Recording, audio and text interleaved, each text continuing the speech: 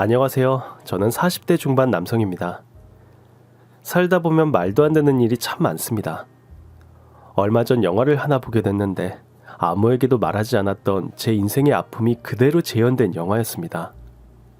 그 영화는 억울하게 죽음을 맞이한 한 여인이 자신을 죽인 사람을 복수하기 위해 죽었다가 다시 살아난, 즉 부활을 한 희생부활자를 다룬 영화였는데요.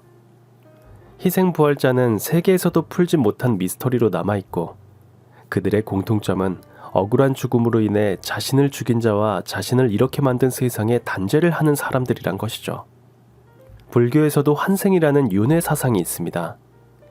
살아생전에 선행을 하면 전생에 가족같이 깊은 인연이 있는 사람을 다시 만나게 된다고 합니다. 희생부활자나 환생이나 여튼 죽었던 사람이 살아 돌아온다는 것을 볼 때 같은 맥락이라고 생각합니다. 다만 죽은 자가 살아 돌아오기 위한 이유는 분명 다르지만요. 저는 아내가 죽기 전까지 환생이나 희생부활자란 것을 사실 믿지 않았습니다. 하지만 그것이 제 눈앞에서 현실로 벌어졌고 저는 그토록 사랑하는 가족을 기적 같은 인연으로 다시 만나게 됐습니다. 말 그대로 죽었던 사람이 살아 돌아온 거죠. 제 인생을 지옥에서 꺼내준 말도 안 되는 사건. 여러분도 들어보시면 깜짝 놀라실 겁니다. 이야기는 제 신혼생활부터 시작해야겠네요. 저는 거리를 나서면 누구나 한 번쯤은 힐끗힐끗하고 보고 갈 말 그대로 여신 같은 미모의 아내와 결혼을 한 행운아였습니다. 사내 연애를 하고 결혼의 꼴이네, 예쁜 딸도 낳아 사람들의 부러움을 한몸에 받았죠. 처음엔 내 여자가 남들에게 시선을 받는 것이 처음엔 우쭐하기도 했지만 결혼을 하고 난 후 그것도 애엄마가 아가씨처럼 다니는 게 좋은 일만은 아니라는 생각이 들었습니다. 자기야, 치마가 너무 짧은 거 아니야? 그리고 옷이 너무 타이트하니까 자기가 움직일 때마다 스커트가 올라가는 것 같은데? 자기야, 옷차림도 전략이란 말 몰라? 내 스커트가 1mm씩 짧아지면 질수록 연봉 인상에 가까워진다는 사실을 몰라? 그리고 이건 내 스타일이야. 당신도 이런 내 스타일에 반해서 결혼한 거고 내가 틀린 말 했어? 아니, 치마가 짧아지면 연봉이 올라간다고? 지금 미인계 써서 연봉을 올리겠다는 거잖아. 실력으로 승부해야지. 아직 우리나라는 여성에 대한 유리천장이 너무 두꺼워. 난 거기서 살아남기 위해 발버둥 치는 거고. 자기야, 우리 아직 한창이야. 그리고 내가 회사 간두고 애나 키우면 우리가 이 집 유지하겠어? 맞벌이 하는 걸 감사하게 생각하고 나는 내일을 지킬 거니까 그런 쓸데없는 걱정은 고이 접어두세요. 나 먼저 간다. 아내의 언변은 정말 사람을 홀리게 하는 재주가 있었습니다. 이건 아닌데 하다가도 아내가 제 말에 조목조목 반박을 하게 되면 아, 그렇구나 하고 설득을 당하게 되더라고요. 옷차림 때문에 출근할 때마다 제가 잔소리 아닌 잔소리를 하지만 아내에겐 1도 먹히질 않았습니다. 지금 생각해보면 제가 아내에게 가스라이팅을 제대로 당한 거였습니다. 모든 걸 자기 위주로 생각하고 그것이 제대로 안 될 때면 저를 이리저리 구슬려서 자기가 원하는 것은 꼭 가져야만 직성이 풀리는 사람이었습니다. 그럴 때마다 전 아내가 옆에 있어도 외로운 날이 많았죠. 하지만 우리 딸, 사랑이를 봐주시는 장인 장모님 덕분에 결혼 생활을 견딜 수 있었습니다. 어서방, 자네가 이해하게. 옛날부터 치장하는 걸 좋아해서 아휴, 내가 잘못 키웠지 뭐. 집단에는 애 낳고 나이 들었단 소리 듣기 싫어서 저런 모양인데 그래도 미모가 사랑이한테나 자네한테나 잘하지 않나. 내가 나중에 불러서 한 소리 할 테니 너무 신경 쓰지 말게. 뭐 제가 예쁜 마누라도 행복한 고민이죠. 괜찮습니다, 장모님. 우리 사랑이 봐주시는 것만 해도 늘 감사한걸요. 아침부터 일하러 가는 사람한테 무슨 말이 그렇게 많아? 어서 봐. 자조심, 사람 조심, 개 조심. 알지? 오늘도 무탈하게. 응? 어서 봐. 얼른 출근하게. 솔직히 제가 결혼을 결심한 이유는 아내의 매력적인 외모와 나만 바라봐주는 마음, 그리고 보잘것없는 사이를 늘 최고라고 생각해 주시는 장인 장모님 때문이었습니다. 사실 어느 장인 장모님이 일하는 자식들 위해 외손녀 보러 모든 걸 포기하고 오시는 분은 잘 없죠. 제가 용돈이라도 좀 드리려고 하면 한사코 받지 않겠다는 두 분을 보면 저도 참 복도 많은 놈이구나 하고 생각했습니다. 장인 장모님 사랑을 듬뿍 받고 회사에 도착하니 능글능글한 부장의 눈은 이미 아내를 향해 있었죠. 아우, 한대리 오늘 너무 섹시한 거 아니야? 아니, 와, 이 각선미 어쩔 거야? 아, 부장님도 참. 전 아직도 제 몸매에 100% 만족 못한답니다. 에이, 말도 안 되는 소리. 자기는 이슬만 먹고 살지? 화장실도 안 가지? 이슬은 먹죠. 부장님이 주시는 이슬이요? 아, 역시 말도 어쩜 이리 이쁘게 할까? 자기 내 애인 할래? 어머, 너무 들이대신다. 컴다운. 오피스 와이프란 말도 있잖아요.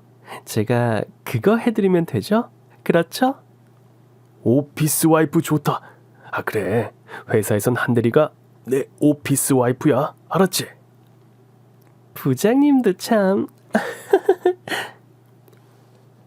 정말 부장과 아내가 저러는 걸 보면 사무실 다 엎어버리고 저 부장놈을 화장실로 데려다가 작사를 내고 싶었지만 아내와의 한 약속이 있기에 전 참을 수밖에 없었습니다. 자기야, 이번에 부장이 새로운데 나 애엄마인 거 알면 어린 것들한테 이리 치이고 저리 치일 테니까 굳이 말하지 말자. 알겠지? 아, 그리고 결혼 반지도 출근할 땐 좀 뺄게. 다 우리 미래를 위해서 이러는 거니까 자기 나 이해할 수 있지? 우리의 핑크빛 미래를 위해서라지만 오피스 와이프라뇨. 남편이 버젓이 같은 회사에 다니고 있는데 말이 안 되지 않나요? 사내 연애라 결혼식도 회사 사람들은 한 명도 안 부르고 조촐하게 올린 것부터 문제였습니다. 아내는 대외적으로는 미스가 되고 싶었던 거죠. 제 이런 사연을 아는 사람은 회사에 딱 한 사람뿐이었습니다. 야, 너는 벨도 없냐? 부장놈이 스킨십만 안 했지 완전 재수씨 희롱하는 거잖아. 아니다, 희롱도 아니지. 재수씨도 같이 마찬거 치니까 희롱은 아니지. 재수씨 단속 좀 잘해. 너 이러다 진짜 큰일 나. 와이프도 저러고 싶어서 저러겠어. 본인도 일 욕심도 있고 애엄마란 사실 들통나면 일에 지장이 있으니까 그런 거지. 우리 부부 아무 문제 없어. 너야 그렇지. 솔직히 이 회사 남자들 재수씨 몸매 아주 대놓고 쳐다보는 거 몰라? 어떨 땐 내가 옷 벗어서 재수씨 다리 가려주고 싶더라니까. 구라나, 내가 한 번 갔다 와서 하는 말인데 여자 마음은 한순간이야. 능력 있고 돈 많고 이런 남자 보면 그냥 버스 갈아탄다고. 내 말 허투루 듣지 말고 명심해. 알아들어? 솔직히 틀린 말도 아니죠. 사실 제일 속상한 건 저였습니다. 이렇게까지 해야 되나. 늘 무거운 마음으로 회사를 향하지만 집에 가면 또 너무 예쁜 아내, 좋은 엄마이기에 무거운 마음도 한순간, 아내만 보면 얼었던 제 마음도 사르르 녹아내렸거든요. 홀그구, 우리 사랑이 잘 있었어요? 맘마 먹었어요? 엄마 안 보고 싶었어요? 자기야, 우리 사랑이는 여기 코에 점 봐봐. 엄마 닮아서 미인 점도 딱 있고 흠잡을 데가 없어요, 우리 공주님. 그럼 우리 딸 미모는 따라올 꼬맹이들이 없지. 다 당신 닮아서 우리 사랑이가 이렇게 이쁜 거야. 그렇지? 자기야, 우리 사랑이를 위해서 정말 좋은 부모가 되자. 나도 자기도 일 열심히 해서 좋은 학교도 보내고 좋은 데도 많이 데려가고 시집도 최고로 좋은 데 보낼 거야. 두말하면 잔소리. 당연하지. 우리 사랑이는 복을 타고 나서 진짜 사랑 많이 받는 사람이 될 거야. 아이고, 딸 없는 사람 서러워서 살겠나. 완전 딸바보들 나셨구만. 너네 딸이기도 하지만 내 하나뿐인 손녀다. 우리 사랑이가 이렇게 이쁜 건 할미 유전자도 한몫한 거다. 그치, 사랑아? 엄마도 참. 우리 딸 사랑이가 돌되기 전만 해도 우리 식구는 정말 웃음이 넘치는 행복한 가족이었습니다. 하지만 신은 모든 것을 주지 않았죠. 엄마, 왜? 아휴, 어쩌냐. 일을 어째. 무슨 일인데? 사랑이 왜 울어? 사랑이 우는 소리 아니야? 내가 잠깐 화장실 간 사이에 사랑이가 다쳤어? 어디 어떻게 다쳤는데? 걸음마다가 그만 거실장에 부딪혀서. 거기 어디야? 어느 병원이냐고? 사랑이가 다쳤다는 말에 아내는 제가 있는 사무실로 왔습니다. 자기야, 큰일 났어. 사랑이가 다쳤대. 뭐? 어딜? 어쩌다가? 엄마가 잠시 화장실 간 사이에 거실장에 부딪혔나 봐. 어떡해. 당장 병원에 가자. 조퇴한다고 이야기해야지. 자기야, 근데 나 오늘 정말 중요한 PT가 있어. 진짜 석 달 내내 이거 준비해온 거 알지? 1시간만 있으면 발표인데 나 이거 안 하면 승진 못해. 자기야, 자기가 좀 가보면 안 될까? 그래도 엄마가 가야지. 사랑이가 분명히 자기 찾을 텐데. 우리 엄마 있잖아. 괜히 내가 가면 엄마한테 모진 소리나 할 거고. 그냥 자기가 혼자 갔다 와. 오늘 빨리 퇴근할게. 자기야, 자기야. 과장 승진을 위해 아내가 얼마나 노력해왔는지 누구보다 잘 아는 저였습니다.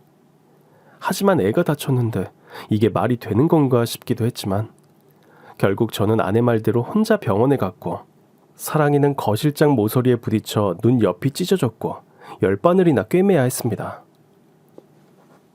서방, 정말 미안하네. 미안해. 내가 할 말이 없어. 일부러 그러신 것도 아니고 애 키우다 보면 다 그렇죠 뭐. 너무 신경 쓰지 마세요. 차라리 내 눈을 찢지.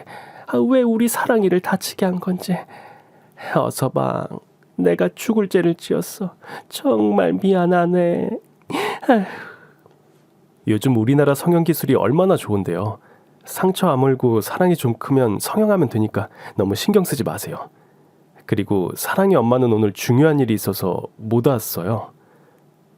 애가 다친 것보다 중요한 일이 뭐가 있다고. 그것도 그렇고 장모님 보면 자기도 모르게 모진 소리 할까봐 마음을 좀 추스릴 필요가 있나 봐요. 오늘은 일찍 퇴근해서 온다니까 집사람 이해 좀 해주세요. 자네는 어찌 이리 마음이 태평양인가. 아이고, 고맙네, 고마워. 걱정했던 것과 달리 사랑이의 눈에는 문제가 없었고 상처만 잘 아물면 괜찮아진다는 의사의 말을 듣고 장인 장모님과 저는 사랑이를 안고 집으로 왔습니다. 여자아이 얼굴에 상처가 났다는 게 정말 마음이 아팠지만 그래도 우리 사랑이를 끔찍하게 사랑해 주시는 분들이 있었기에 아이 키우면 다 겪는 일이구나 생각했죠. 아이 얼굴에 반을 차지할 만큼 큰 반창고를 붙이고 새근새근 잠든 사랑이를 보니 시간 가는 줄도 몰랐습니다. 그런데 시계를 보니 벌써 새벽 4시가 다 돼가는 것이었습니다. 뭔 일 있나? 저는 걱정되는 마음에 아내에게 전화를 걸었습니다. 수십 번을 해도 답이 없는 아내. 우리가 결혼한 사실을 회사에는 철저하게 비밀로 했기에 회사 사람들에게도 연락을 할 수가 없었습니다.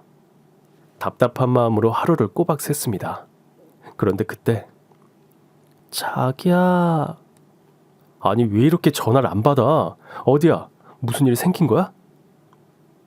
그게 아니고 어제 발표하고 나서 갑자기 회식이 잡혀서 빠져나오려고 했는데 도저히 나올 수가 없었어. 사랑이 걱정은 안 됐어? 아니 애엄마가 애가 다쳤는데 일 마치면 바로 와야 하는 게 상식이지. 이게 말이 된다고 생각해? 나 또 어쩔 수 없었어. 미안. 사랑이는 괜찮아? 저는 그때 처음으로 아내를 향해 욕을 했습니다. 그걸 이제 묻냐, 네가 엄마냐라고 마음속으로 말이죠. 아픈 아이를 두고 밤새 회식을 했다고 하면 다른 집 남편들이라면 난리가 나겠지만 저는 부부가 살면서 겪는 해프닝이라 생각하고 아내에게 큰 소리치진 않았습니다. 그런데 이런 제 행동이 화근이었을까요? 아내의 퇴근 시간은 점점 늦어졌고 야근에 주말 근무에 출장까지 도맡아서 가는 일이 늘어만 갔습니다. 또 출장을 간다고? 어떻게 그럼 나밖에 갈 사람이 없는데. 자기야, 이제 자기 능력도 어느 정도 인정받고 있는 상태고 우리 사실대로 회사 이야기하자. 아니, 애엄마를 이렇게 자주 출장 보내는 게 말이 안 되잖아. 자기야, 나 과장 달 때까지만이야. 얼마 안 남았어. 자기 자꾸 왜 이래? 사람이 이랬다 저랬다. 나는 살아보겠다고 멀리 출장도 가는데 출장 가는 사람 잘 갔다 오라는 말도 없이 또 출장이냐고? 그럼 당신이 이 집 유지할 만큼의 능력을 갖추든가. 그럼 나도 회사 때려치우고 사랑이만 보고 살림이나 하지 뭐. 나도 그러고 싶어. 매일 출근하는 거 지긋지긋하다고. 또 저렇게 말을 하니 아내가 불쌍하기도 하고 제가 말실수를 했구나 생각이 들었죠. 그런데 제가 한 말이 결코 말실수가 아니었다는 정황들이 하나하나 드러나기 시작했습니다. 사랑이 애미야, 출장 가는데 수영복은 왜 챙겼어? 속옷이랑 헷갈린 거 아니야? 엄마 그런가 봐. 근데 왜 캐리어를 뒤지고 그래? 멀리 간다길래 또 뭐 빼먹은 거 없나 살펴봤지. 수영복은 네 서랍에 넣어두마. 엄마, 내가 할게, 내가. 엄마는 사랑이나 잘 봐줘. 자기야, 나 갔다 올게. 출장 가서 수영이라. 아내는 왜 수영복을 챙겨갔을까요? 아내가 짧은 치마를 입어도 빨간 립스틱을 발라도, 그리고 능구렁이 같은 부장놈이랑 아슬아슬한 대화를 해도 그냥 참고 넘겼습니다. 그런데 아내의 수영복을 보자마자 자꾸 뭔가 찝찝한 느낌을 지울 수가 없었습니다. 아내의 늦은 외출은 점점 대범해졌고 그 도가 지나쳤습니다.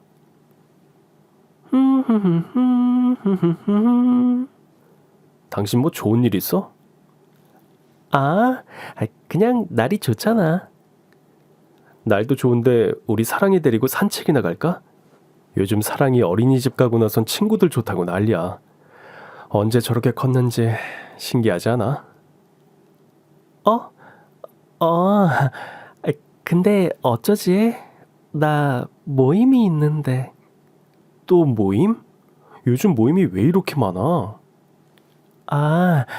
이번엔 와인스쿨. 아니, 요즘 거래처랑 저녁이라도 먹으면 소주는 아예 안 먹더라고. 어찌나 아저씨들이 눈이 높은지 와인 이름을 막 이야기하는데 나도 좀 배워야겠다는 생각이 들어서. 어머, 시간이 벌써 이렇게 됐네. 갔다 올게. 회사 동기 모임, 필라테스 모임, 독서 모임, 등산 모임, 이제 하다하다 와인스쿨이라뇨. 그런데 이렇게 모임은 다 달라도 한 가지 공통점은 있었습니다. 아내는 외출할 때 속옷 고르는 데만 30분 이상이 걸렸고, 화장은 점점 더 짙어지고 향수는 현기증이 날 정도로 잔향이 강했습니다. 휴일인데 장인 장모님도 바람 좀 쐬고 오시라고 하고 전 그날 사랑이와 집에서 놀았습니다. 휴일인데 엄마도 없고 아빠라도 잘 놀아줘야겠다는 생각에 열심히 아이와 놀았습니다. 그런데 전화벨이 울렸습니다. 이상하게 빨리 받아야 한다는 듯 전화벨이 울릴 때마다 제 심장도 마구 뛰어댔죠. 박 과장, 쉬는 날 웬일이야? 과장, 지금 어디야? 나? 집이지. 왜, 회사에 무슨 일 생겼어? 회사가 아니라 과장도 도대체 재수씨 간수를 어떻게 한 거야? 그게 무슨 소리야? 내가 이게 진짜인지 눈을 몇 번이고 비비고 또 비볐어. 오늘 아버지 칠순이라 호텔에 왔는데 어디서 많이 본 듯한 여자가 내 옆으로 지나가고 있더라고. 어떤 남자랑 팔짱을 끼고 다정하게. 둘이 라운지 바에 앉더니만 완전 방만 앉아봤지 둘이 물고 빨고. 더 가까이서 보니까 한 대리더라고. 네 마누라. 무슨 소리야? 와이프 지금 와인스쿨인가 뭔가 모임 갔어. 자네가 잘못 봤겠지. 와인스쿨? 와인스쿨 멤버가 남자랑 여자랑 2명이냐? 그리고 와인스쿨에 진한 스킨십이 왜 필요한데? 내가 이 소리 나올까 해서 사진도 찍었어. 사진 전송해 줄 테니까 네 마누라 네가 직접 확인해. 박 과장의 말을 들었을 땐 이게 뭔가 싶기도 하고 이 사람이 지금 나를 놀리나 이런 생각뿐이었습니다. 사진이 전송되기 전까지 말도 안 되는 소리라고 철석같이 믿고 있었죠. 그런데 메시지 전송 알림이 울렸습니다. 저는 두려운 마음으로 메시지를 확인했습니다. 전송된 메시지엔 바다 호텔 라운지 바라는 제목과 함께 여러 장의 사진이 전송됐습니다.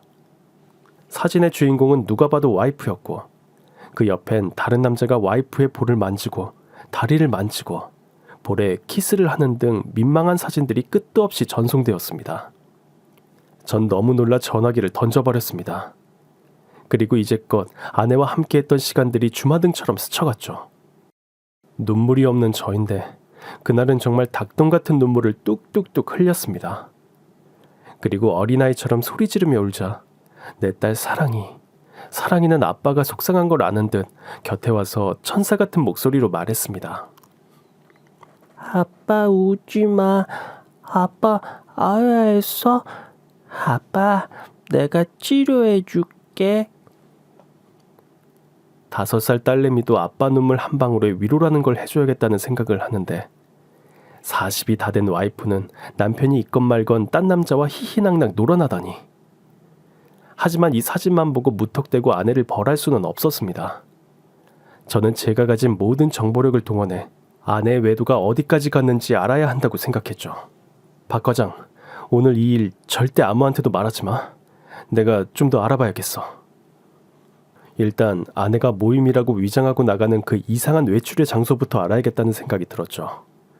저는 전자상가를 찾아가 아내의 자동차에 붙일 작은 위치 추적기를 구입해 아내 몰래 달았습니다. 또 아내가 잠든 사이 매일 아내 차의 블랙박스를 확인했습니다. 그리고 가장 중요한 한 가지, 현장을 잡아야 한다는 것입니다. 도대체 어떻게 현장을 잡을지 막막했죠. 그런데 그때 딱 하고 떠오른 한 사람이 있었습니다.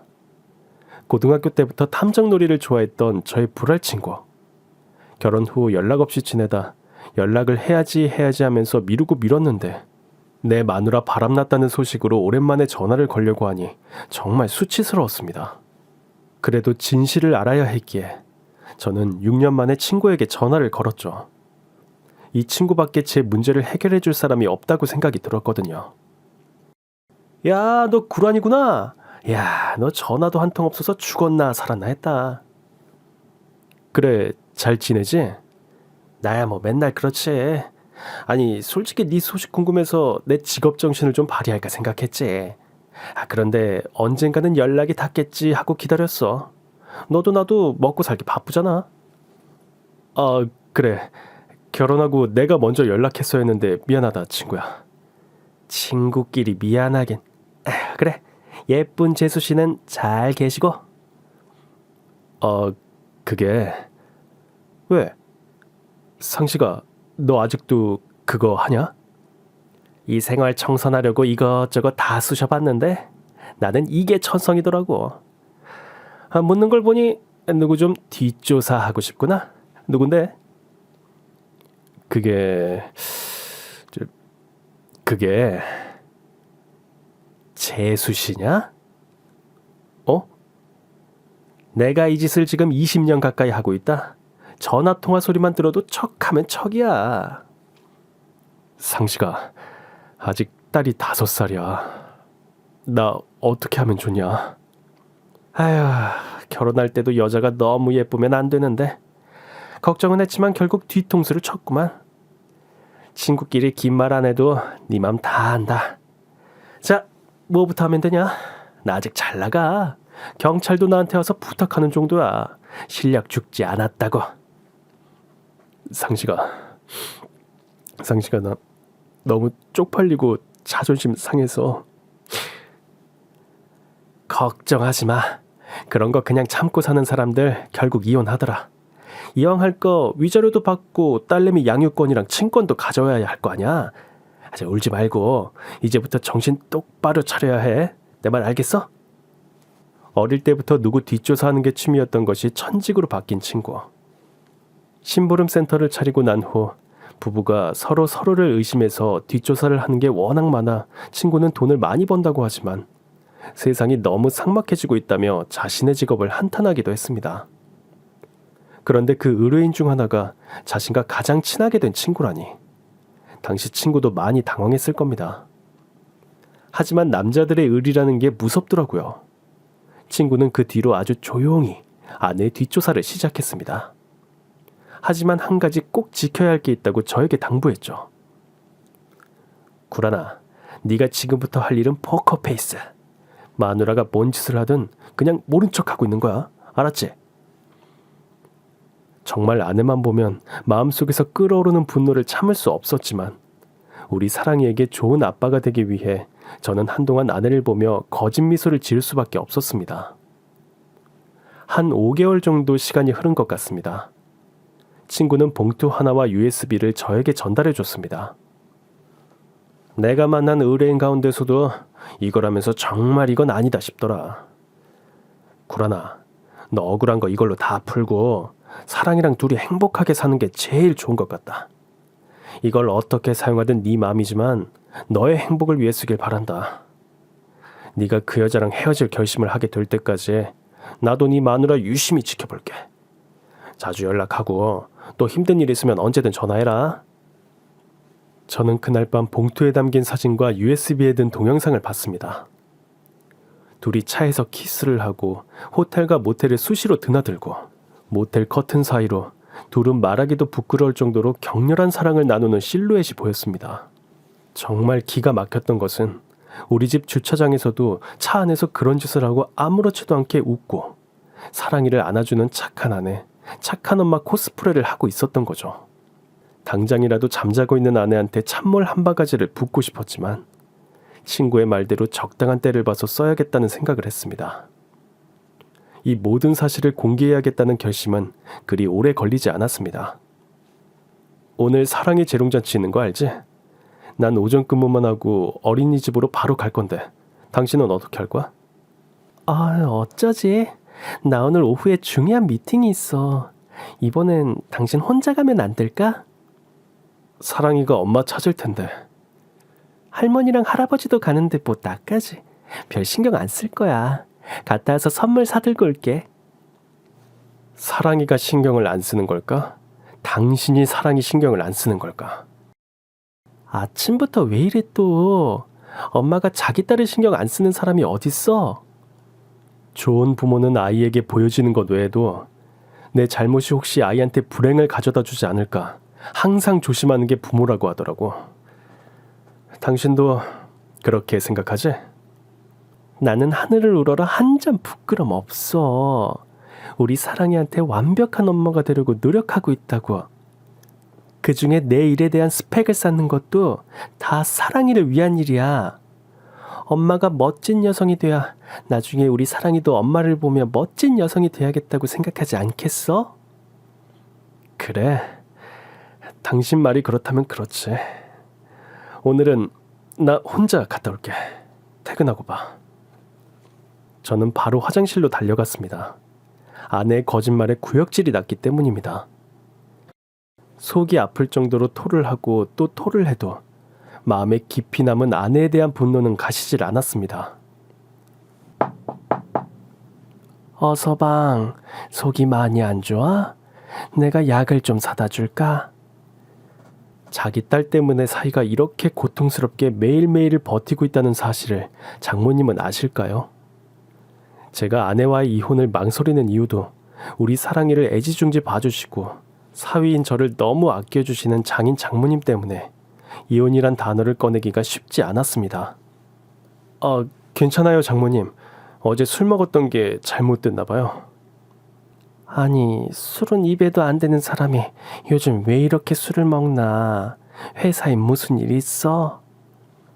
그냥 회사인이라면 누구나 받는 작은 스트레스들이죠. 일도 좋지만 건강이 최고야. 항상 건강 챙기고. 이따 사랑이 재롱잔치 갔다가 에미가 좋아하는 이탈리안 레스토랑 가지 말고 한정식 집에 가세나. 중요한 건 아닌데 자네 장인 오늘 생일이기도 하고. 맞다. 요즘 제가 정신이 없어서 죄송해요, 장모님. 바쁘면 그럴 수 있지. 자네가 매년 얼마나 잘 챙겼지 않나. 식당은 내가 예약해 놓을 테니 그리로 가세나. 네, 장모님. 정말 죄송합니다.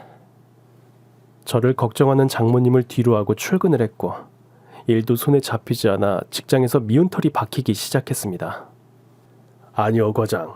요새 왜 이래? 나 이거 이사님한테 들고 갔다가 욕먹었어. 그렇게 꼼꼼한 사람이 왜 이렇게 요즘 실수가 많아? 아, 죄송합니다, 부장님. 이런 식으로 계속 나오면 자네 승진도 물 건너가는 거 알지? 공든 탑 무너지는 거라고.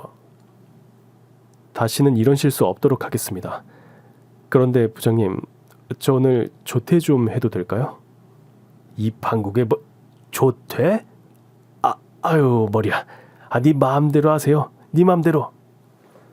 저는 욕이란 욕은 다 얻어먹고 사랑의 재롱잔치를 가기 위해 전속력을 다해 차를 밟았습니다. 딸의 무대를 보고 있자니 갑자기 눈물이 뚝뚝 흘렀습니다.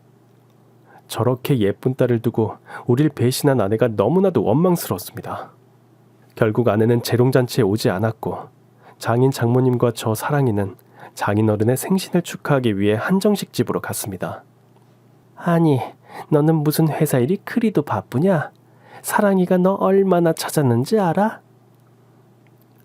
미안. 나 지금 식당으로 가고 있으니까 좀 봐줘. 바깥 사람은 딸내미 재롱잔치라고 휴가까지 내고 왔는데 네가 하는 일은 무슨 벼슬이라도 되냐? 너 요즘 마음에 안 들어. 딴 데로 새지 말고 빨리 와. 예전 같았으면 장모님, 사랑이 엄마도 많이 힘드니까 좀 봐주세요 라고 했을 텐데 오늘은 그런 말도 쉽사리 나오지 않았습니다. 식사를 주문하고 음식을 기다리는데 문자 한 통이 왔습니다. 그 문자에는 사진 여러 장이 전송돼 있었습니다. 서로 헤어지기 싫어서 벌건 대낮에 길거리에서 껴안고 뽀뽀하고 20대 연인들 마냥 주변 사람들의 시선은 아랑곳하지 않고 스킨십을 해대고 있었죠. 더 충격적인 것은 사진이 찍힌 시간이 우리 사랑이 재롱잔치를 한창 하고 있을 시간이었습니다. 친구는 사진과 함께 문자도 보냈습니다. 구라나, 이건 아닌 것 같다. 친구로서 말할게. 네 마누라 아내 자격도 엄마 자격도 없는 사람인 것 같다. 여기서 끝내는 게 맞는 것 같다. 그 모든 현장을 본 친구도 고심 끝에 보낸 문자였습니다. 전 친구의 문자를 보며 이렇게 생각했죠. 오늘이구나 라고 말이죠. 타이밍도 절묘했습니다. 제가 사진을 확인한 후 아내는 그제서야 식당에 도착했고 정말 이 여자가 제정신이 아니구나 생각했습니다. 갈 때까지 가고 말았던 것입니다. 미안. 아빠 미안해요. 그리고 우리 사랑이도 미안해. 그리고 여긴 우리 거래처 상사님. 저녁 안 먹었다고 해서 내가 데리고 왔어. 괜찮죠, 아빠? 자기도 괜찮지? 아내가 데리고 온 남자는 잠시 후 공개할 영상 속 남자였습니다. 내 아내를 안고 내 아내를 탐한 나쁜 놈. 우리 가족을 박살낸 장본인이 내 눈앞에 서 있었습니다. 반갑습니다. 말씀 많이 들었어요. 저 이바람입니다. 너무나도 아무렇지 않게 악수를 청하는 아내의 정부. 분노를 가라앉히고 그냥 가벼운 인사를 했습니다. 참 자기야, 우리 사랑이 재롱잔치 잘했어? 동영상 찍은 거 있지? 있으면 좀 보여줘. 있지 그럼. 그런데 장인 장모님 눈이 안 좋으시니까 내가 차에 노트북 가져와서 크게 보여줄게. 여튼 자기는 센스쟁이야. 얼른 차에 갔다 와. 저는 친구가 보낸 동영상과 사진을 노트북에 차곡차곡 저장해 두었습니다. 오늘이 오길 기다리면서 말이죠. 저는 아무렇지도 않게 사랑의 재롱잔치 영상을 틀었고 아이의 재롱잔치가 끝나자마자 아내의 모든 추잡한 진실이 담긴 동영상을 플레이했습니다. 저게 뭐냐? 아이고 망측해라. 사랑의 애미냐? 그리고 옆에 있는 남자는 누구야? 어디서 많이 봤는데? 장인 장모님, 영상 속 여자는 사랑의 엄마고 옆에 있는 사람은 지금 제 앞에 앉아있는 사랑의 엄마가 현재 사랑하는 남자입니다. 당신 미쳤어? 미친 건 당신 아니야? 내가 몇 달을 지옥 속에서 살았어. 당신이 바람핀 증거만 해도 차고 넘쳐. 그런데 우리 식구가 모인 자리에 저 자식을 버젓이 데리고 와? 여기가 당신 상견례 자리야? 그때 장인어른은 아내에게 따귀를 날렸고 갈비를 자르라고 식당에서 내준 가위로 아내의 머리채를 잡고 머리를 잘라버렸습니다. 딸 하나라고 오냐오냐 키웠는데 뭐 바람? 네가 우리한테 어떻게 이럴 수 있어? 어떻게? 아빠가 뭔데? 아빠가 평생 내 인생 책임질 거야? 그래, 오늘 다 까발려진 김에 이야기할게. 나 이 사람 사랑해. 이 사람 없인 평생 못 살아. 사랑이 아빠한테도 때가 되면 말하려고 했어. 나도 내 인생 찾고 싶다고. 네 인생? 세상 천지 애 딸린 유부녀가 맨날 야근에 출장해. 그리고 네가 이러는 거 막은 사람이 지금 여기 누가 있어? 그리고 어서방도 네가 좋아서 결혼했잖아. 그런데 이제 와서 무슨 소리야 지금. 사랑의 아빠가 좋은 사람인 건 인정해. 저렇게 우유부단하고 맨날 똑같은 월급에 발전도 없는 사랑의 아빠 이제 지겨워졌어. 지금 이 자리에 있는 사람 모두 날 인간 취급도 안 하니까 난 이만 사라져 줄게. 사랑아 가자. 자기도 일어나요. 안 돼. 사랑이는 안 돼. 비켜. 내가 배 아파 낳은 자식이야. 엄마.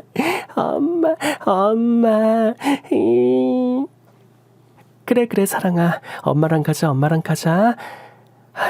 애 울어서 숨 넘어가기 전에 비켜. 안 비켜? 이 상황은 제가 예측했던 상황이 아니었습니다. 장인 장모님께 아내의 외도를 알리고 사랑이의 친권과 양육권을 가지고 오고 저는 조용히 해결하려 했습니다. 사랑이만 제 곁에 있을 수 있다면 돈 같은 거 없어도 상관없었습니다. 하지만 아내는 이런 제 생각이라도 읽은 듯 장인어른 생신에 상간남을 데려왔고 아이를 안고 가버리고 말았습니다. 아이고 어서방 나 좀 살려주게. 사랑의 애미 얼른 가서 데려올 수 없겠나? 저 기집애가 지금 무슨 짓을 했는지 봐봐. 나도 저 기집애 없는 자식으로 치고 살 거니까 어서방한테 그런 말도 안 되는 부탁하지 마. 어서방, 오늘은 다들 충격일 테니 내가 조만간 다시 연락함세. 내 모든 재산을 털어서라도 자네 상처받은 마음 보상해 주겠네. 내가 다 자식을 잘못 키운 탓이야. 정말 면목이 없네. 그 사건 이후 저는 매일 술을 밥처럼 먹고 살았습니다. 아내의 외도를 몰랐다면 우리 식구는 그냥 행복하지 않았을까? 만약 내가 돈도 많고 능력도 있는 남자였다면 아내가 외도를 하지 않았을까? 내 자신을 자책하고 또 자책하며 하루하루를 견뎠습니다. 정말 죽고 싶었지만 사랑이가 있기에 저는 죽을 수도 살 수도 없었습니다. 그런데 어느 날 모르는 번호가 아침부터 하루 종일 울리기 시작했습니다. 그땐 장인 장모님의 연락도 받기 싫었고 세상 그 어느 누구와도 이야기하기 싫었습니다. 전화가 너무 많이 울려대니까 혹시 사랑의 일이 아닐까? 문득 그런 생각이 들었습니다. 내 딸 사랑이 무슨 일이 생기진 않았을까? 조마조마한 마음으로 전화를 받았습니다. 여보세요? 여기 경찰서입니다. 혹시 한미모 씨 남편분 되시죠? 남편... 네, 그렇습니다. 그런데 경찰에서 무슨 일이죠? 오늘 아침에 아내분이 교통사고로 사망하셨습니다. 네? 시신 확인을 해야 하는데 아내분 외에 남자 동승자 1명 그리고 5세 정도로 추정되는 여아도 함께 발견됐습니다. 한미모 씨 부모님께 연락을 드렸는데 충격이 크신지 지금 병원에 계셔서 시신 확인을 제대로 못하고 있는 상태입니다. 꼭 와주셔야 할 것 같습니다. 아내가 죽다니. 그리고 내 생때 같은 내 딸이 죽다니. 저는 허겁지겁 병원으로 달려갔습니다. 병원에 도착하니 하얀 천에 덮인 시신 3구. 저는 떨리는 손으로 시신을 확인했습니다. 운전자 과실로 보여집니다. 게다가 가스차라 충격이 가해졌고 거기서 폭발이 일어났나 봅니다. 그래서 시신이 이렇게 훼손이 많이 되어 있는데 알아보시겠어요? 축 늘어진 사랑이의 차가운 손을 만지고 또 만지고, 저는 시신 안치실에서 나도 데려가 달라고 하늘에 빌고 또 빌었습니다. 제가 도대체 뭘 잘못했길래 하늘은 이리도 제게 고통을 주는 걸까요? 이제 고작 5살입니다. 이 작은 아이에게 왜 이런 일이 일어나야 했는지. 병원이 떠나갈 듯 하루 종일 울었던 것으로 기억합니다. 도저히 제 딸을 보낼 수가 없었습니다. 1분만 더, 아니 1초만 더 세상에서 가장 사랑하는 우리 딸 손을 잡아보고 싶어 차가운 병원 바닥에서 하루를 보냈습니다. 그때 누군가 제 어깨를 툭툭 쳤습니다. 다름 아닌 장인 어른이었습니다. 내가 죽었어야 했어. 내가 눈에 넣어도 안 아플 내 이쁜 손주 대신 날 데려가지. 왜 이 불쌍한 것을, 왜? 에휴. 처음부터 다 잘못된 것 같아요. 제가 과분한 행복을 누리고 살아서 벌 받는 것 같아요. 이제 살 이유도 살아갈 이유도 없습니다. 무슨 소리야 이 사람아. 산 사람은 살아야지. 내가 자네 살릴 것에. 또다시 내 자식을 잃는 건 있을 수 없는 일이야. 어서방. 어서방. 죽이고 싶을 정도로 저주했던 아내와 사랑하는 딸의 장례식을 치르고 저는 자살 기도를 수십 차례나 했지만 죽는 것조차 제 마음대로 되질 않았습니다. 석 달을 먹지도 않고 시체처럼 살았습니다. 정말 살아갈 이유가 없었거든요. 그러던 어느 날, 어서방, 날쌔. 네. 자네한테 더 일찍 가보려고 했는데 자네 장모가 지금 많이 안 좋아. 장모님이요? 어디가 편찮으신데요? 장례 치르고 말을 안 해. 불러도 보지도 않고 그냥 하루 종일 창문만 보고 있어. 죄송합니다. 죄송하긴 자네가 왜. 내가 죄인이지. 어서방, 자는 이제 내 아들이나 다름없어. 나는 이제 자네가 정신 차리고 새 출발하길 바랄 뿐이야. 안 그럼 나도 살 이유가 없어. 어서방. 장인어른은 고속도로 한 휴게소에 편의점을 운영하고 계셨습니다. 저는 하늘에 있는 우리 딸 사랑이에게 아빠 이렇게 잘 살고 있으니 걱정하지 말라는 모습을 보여줘야겠다 결심했습니다. 장인어른은 편의점을 제게 넘기셨고 저는 알바생도 쓰지 않고 3년을 잠도 제대로 못 자며 일만 죽어라 했습니다.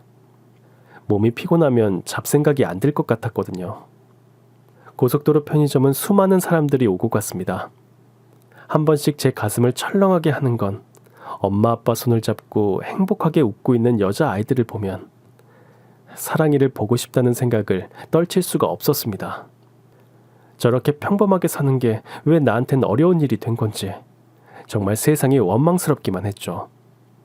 그날도 여느 날과 마찬가지인 그저 그런 아침이었던 걸로 기억합니다.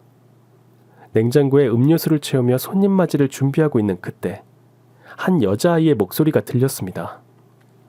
아저씨, 아저씨. 죄송합니다, 손님. 많이 기다리셨어요? 하며 꼬마 손님의 얼굴을 보는데 저는 아무 소리도 아무 말도 나오지 않았습니다. 코에 있는 점, 그리고 눈 옆에 난 흐릿한 상처, 그리고 죽은 아내를 닮은 초롱초롱한 눈까지. 정말 저는 사랑이가 살아 돌아온 것 같았습니다. 저는 아이를 붙잡고 다짜고짜 물었습니다. 너 몇 살이야? 네? 너 이름이 뭐야? 아저씨, 아파요. 너 사랑이 맞지? 사랑이 맞지? 아빠야, 아빠라고. 그때 아이의 부모는 아이의 울음소리를 듣자마자 아이를 얼른 데리고 나갔습니다. 그러곤 아이의 아빠로 보이는 사람이 돌아와 저에게 따져 물었습니다. 당신 뭐야? 왜 내 딸한테 그랬어? 혹시 아이 이름이 사랑이 아닌가요? 그리고 8살이고요. 그걸 당신이 왜 알아야 하는데? 당신 수상해. 당신 어린이 성범죄자 아니야? 아니, 아닙니다. 3년 전에 하늘로 간 제 딸이랑 너무 닮아서. 아니, 아무리 그래도 그렇지 애가 놀랐잖아요. 저희가 아이를 낳아보진 않았어도 자식 잃은 슬픔 어느 정도는 짐작이 갑니다. 그래도 아무나 붙잡고 이러는 건 예의가 아니라고 봅니다. 이건 우리 애가 아까 계산도 하기 전에 먹었던 거라 계산하고 갈게요. 저는 그 남자의 말 중 아이를 낳아보지 않았다는 그 말이 귀에서 떠나질 않았습니다. 당장이라도 달려가 그게 무슨 말인지 묻고 싶었습니다. 사랑이 시신도 확인했고 사랑이 장례까지 치렀는데 부모 마음이 그런지 그 아이가 눈에서 떠나질 않았습니다. 멀리서 세 식구는 점심 식사를 하고 있었습니다. 물어볼까 말까 수백 번은 망설인 것 같습니다. 식사를 마치고 아이와 함께 차에 타려는 부부를 향해 저는 달려갔습니다. 잠깐만요. 아까 그 편의점 사장님? 왜요? 또 우리 애가 계산 안 한 게 있나요?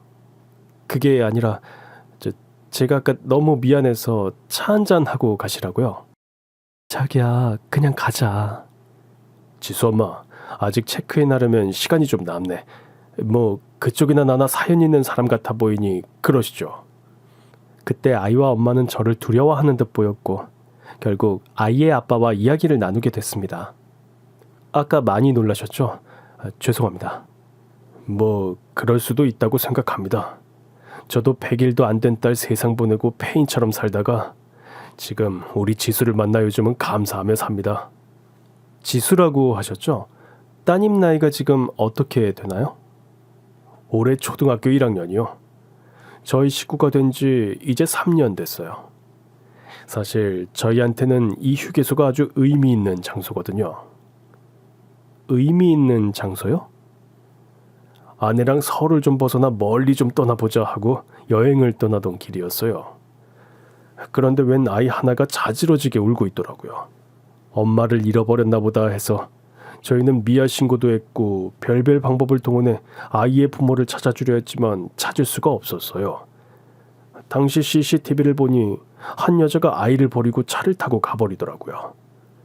마스크를 써서 얼굴을 제대로 못 봤지만 저런 파렴치한이 있나 해서 아이를 복지시설에 맡기고 떠나려니 발걸음이 안 떨어지더라고요. 결국 아이를 한 달만 봐주고 좋은 가정에 보내주자란 마음으로 지냈는데 아내가 지수를 절대 보낼 수 없다고 해서 결국 보내지 않았고 우리 식구가 된 거죠. 지금 생각해보면 진짜 제가 태어나 제일 잘한 일이라고 생각해요. 그럼 아이 눈 옆에 난 작은 상처 아시죠? 그건 언제 다친 건가요? 그건 지수를 처음 봤을 때부터 있었어요. 저희는 몰랐는데 아이를 씻기면서 지수 엄마가 봤더라고요. 저기 선생님, 제 부탁 하나만 들어주시겠습니까? 전 3년 전에 딸을 교통사고로 잃었습니다. 근데 선생님 따님이 꼭 제 딸 같아서요. 네? 간절히 바라면 이루어진다고 했던가요? 저는 아이를 다시 만날 수 있었습니다. 지수야, 아저씨가 지수한테 궁금한 게 있대. 지수가 알려줄 수 있겠어? 그때 그 편의점 아저씨 아니야? 그래, 맞아. 편의점 아저씨. 지수 주려고 지수가 제일 좋아하는 초콜릿도 가져오셨네. 이거 장난감 들어있는 건데 열어봐야지. 초콜릿이 대수겠습니까? 저 아이가 정말 제 딸이 맞다면 전 하늘에 별도 따다줄 각오가 되어 있었습니다. 저는 꼭 알고 싶지만 제게 너무 아픈 질문을 아이에게 했습니다. 지수야, 저번에 아저씨가 미안해. 아저씨 딸이랑 지수가 너무 닮아서 그랬어. 정말 미안해. 아저씨 딸이 나랑 닮았다고요?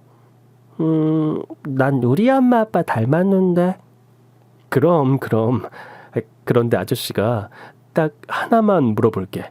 대답해 줄 수 있어? 네.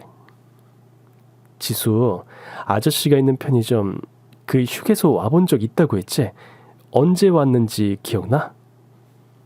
기억은 잘 안 나지만 그때 어떤 아줌마가 저한테 뽑기 하자고 하고 갑자기 사라졌어요. 그래서 너무 무서웠던 기억이 나요. 뽑기? 사실 이 휴게소 근처에서 당시에 큰 사고가 하나 있었대요. 부부로 추정되는 두 남녀랑 여자아이, 지수 부모를 찾아주려 했었는데 경찰에서 이런 말을 하더라고요. 그 사고 차량에 탔던 여자가 지수를 휴게소에 버리고 간 엄마인 것 같다고 하더라고요. 뭐라고요? 저는 아이의 부모한테 허락을 구한 후 아이의 머리카락을 구하게 됐고 바로 유전자 검사를 했습니다. 하루 이틀 그리고 일주일이 지난 그날 우편물이 도착을 했습니다. 떨리는 손으로 우편물을 확인하니 유전자 검사센터에서 보내준 결과지였습니다. 결과는 99.9% 일치. 3년 만에 죽었던 딸이 다시 돌아온 것이었습니다. 저는 아이 부모에게 달려가 결과지를 보여줬고 아이 엄마와 아빠는 놀라움을 감추질 못했습니다. 시간이 흘러 아이의 엄마와 아빠는 우리 딸 사랑이에게 설명을 했고 드디어 사랑이와 만날 날을 잡게 되었습니다. 이 소식을 당장 장인 장모님께 알렸습니다. 사랑이가 살아있다고? 네, 장인어른. 사랑이가 살아있었어요. 친자 검사까지 다 했습니다. 확실히 제 딸이 맞다고요. 지금 사랑이 어딨나? 응? 어딨어? 사랑이랑 만나기로 약속한 날, 장모님은 휠체어에 몸을 싣고 장인어른과 사랑이를 만날 장소에서 기다리고 계셨습니다. 여보, 사랑이 할머니, 우리 사랑이가 살아있대. 말 좀 해봐, 제발. 당신이 사랑하는 손녀 얼굴 봐야지. 사랑이가 나타나기 전까지 장모님은 여전히 창문만 바라보셨습니다. 그때 장모님이 하시면서 말씀을 하시려는 겁니다. 카페 문을 열고 들어오는 사랑이. 저는 그때 그 순간을 아직도 잊을 수 없었습니다. 사랑이는 조심스럽게 걸어오며 제게 이 말을 했습니다. 내가 아빠 올 때 아야 했다고 치료해 준 거 기억나? 사랑아, 아빠 기억나? 아빠는 사랑이랑 보낸 시간을 한순간도 잊어버린 적이 없어. 재롱잔치 할 때 아빠가 나 5살이라고 장미꽃 5송이 줬는데. 그래, 우리 딸. 아빠가 지금 1000송이 10,000송이도 사줄 수 있어. 그때 사랑이는 장모님 곁으로 가 장모님을 안아주었고 사랑이는 울기 시작했습니다. 할머니, 나는 할머니 까먹은 줄 알았어요. 할머니 나 기억나요? 할머니. 장모님은 순간 긴 호흡을 하시고는 어렵게 말을 꺼내셨습니다. 우리 손녀. 에휴. 죽었다고 생각했던 아이가 살아 돌아오다니. 저는 정말 이런 일은 영화 속에서만 있는 줄 알았습니다. 제 인생은 아내의 외도가 시작된 이후 철저히 뭉개지고 찢겨져 다시 회복이 불가능한 저주받은 인생이라 생각했습니다. 하지만 딸을 만난 후 온 세상이 무지개색으로 보였고 제 인생은 다시 빛을 찾게 됐습니다. 아빠, 이거 내가 생각나는 거 그려봤어. 우와, 우리 사랑의 그림 실력 보통이 아닌데? 여긴 할아버지, 그리고 여긴 할머니, 그리고 아빠. 그런데 다정히 붙어있던 우리 4식구의 그림 속에 멀리 떨어진 한 여자가 있었습니다. 사랑아, 이건 누구야? 엄마. 뭐? 엄마 예뻤잖아. 그림처럼. 그 모진 짓을 한 엄마인데도 엄마를 예쁘게 그린 착한 우리 딸. 그런데 왜 떨어져 있는지 궁금했습니다. 엄마는 이제 내 곁에 없잖아. 저는 그 말을 듣는 순간 사랑이를 꼭 안고 펑펑 울었습니다. 못난 부모를 이해해주고 기억해주는 우리 딸. 가족을 떠나보내거나 특히 자식을 먼저 하늘나라로 보내는 사람이라면 한 번쯤 생각해 보셨을 겁니다. 다시 살아와 준다면 내 영혼이라도 팔겠다고 말이죠. 이제 제 딸은 제 인생 그 자체입니다. 여러분께 감히 말씀드립니다. 아이가 없는 곳에서도 아이의 행복을 바란다면 언제나 바른 생각과 마음으로 자식의 거울이 돼줄 수 있는 부모가 돼주세요. 그래야 당신의 아이가 언제나 당신을 기억할 테니까요.